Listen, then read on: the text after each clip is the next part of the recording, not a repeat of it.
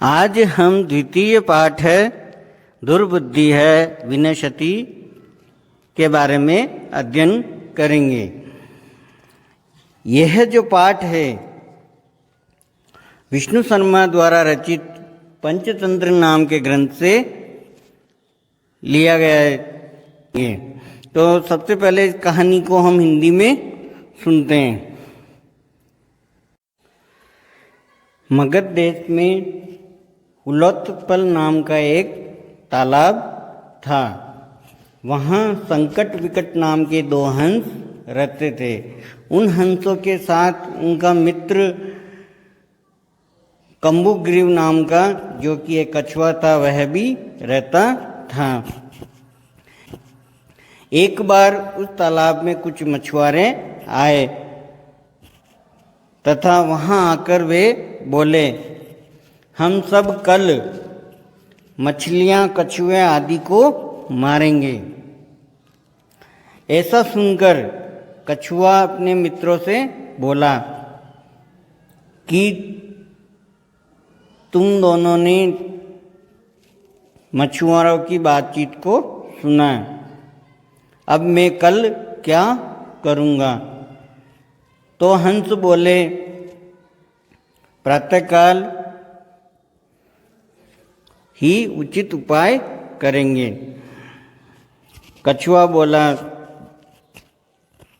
कि हम क्या करें, तुम दोनों तो आकाश मार्ग से अन्य स्थान पर चले जाओगे, मैं क्या करूँगा। तो हंस बोले, अब इसका क्या उपाय कर सकते हैं। तो कछुआ ने कहा कि तुम दोनों एक लकड़ी के डंडे को अपनी चोंच में धारण करके उस डंडी के मध्य में मैं मुंह से पकड़ के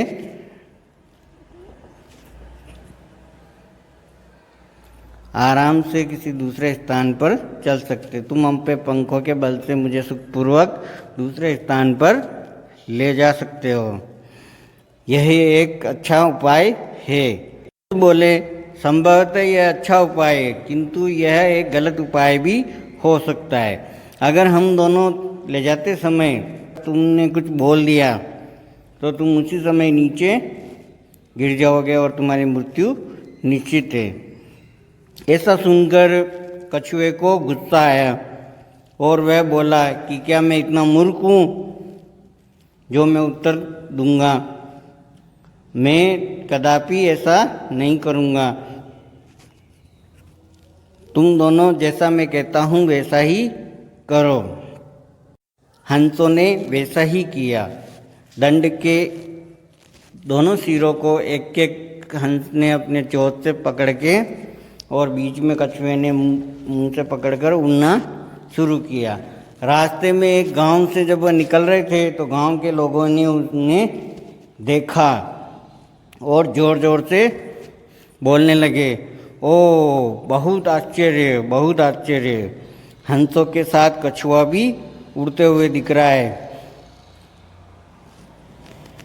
जैसे ही यह कछुआ नीचे गिरेगा हम इसको पकाकर खाएंगे। ऐसा सुनकर कछुए को गुस्सा आया और उसने गुस्से में उनको लोगों को कहा कि तुम सब भस्म खाओ। ऐसा बोलते ही उसी समय कछुआ डंडे से जमीन पर गिर गया और लोगों ने उसे मार दिया।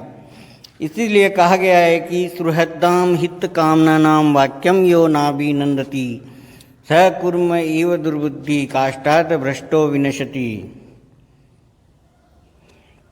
अर्थात कल्याण की कामना रखने वाले और सबका भला चाहने वाले लोगों की बात को प्रसन्नतापूर्वक स्वीकार कर लेना चाहिए। जबकि कछुए जैसे दुर्बुद्धि जो सुरक्षित होते हुए भी अपनी दुर्बुद्धि के कारण विनाश को प्राप्त हुआ। धन्यवाद।